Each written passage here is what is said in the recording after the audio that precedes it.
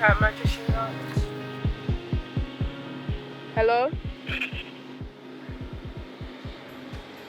Hello? Yeah, say hello to Chris Smalling.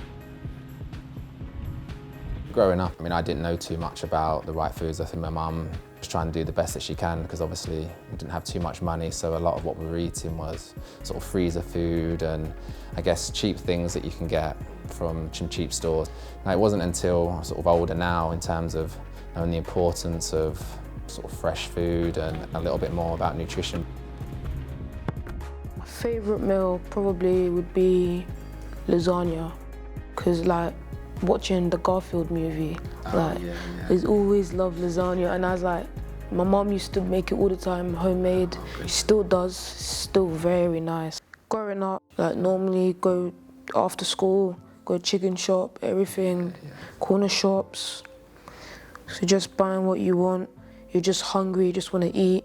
No, it's true, because ultimately most of the shops, like I say, when you do leave school, they are all corner shops, they're all fish and chip shops, aren't they? So ultimately, I think when you're growing up and you're given whatever money you are, they're the cheap options. My goalkeeper coach came over saying, like, Pierre, you're a very good goalkeeper, but you only have one problem, and it's your weight. And then he was like saying, don't get upset and all, you can still fix it. Saying that stop eating all the junk food.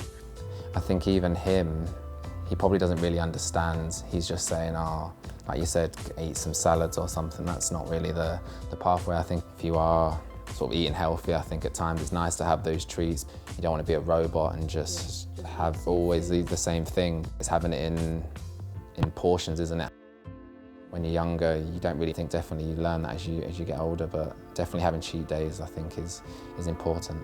No, I think ultimately it's the big supermarkets or any advertising, they're the ones that catch our attention. You see in these big advertisement boards, whether it was chocolate or whatever, fast food type of things, and ultimately I think that's where it really needs to be a change. So, Pierre, I've not met many goalkeepers that can do around the world and kick ups like him. So That's the one. Yeah, and I've seen him in action already with his distribution in games. Like the big brands are like making things very cheap so that people will just buy them, even when they're not really healthy.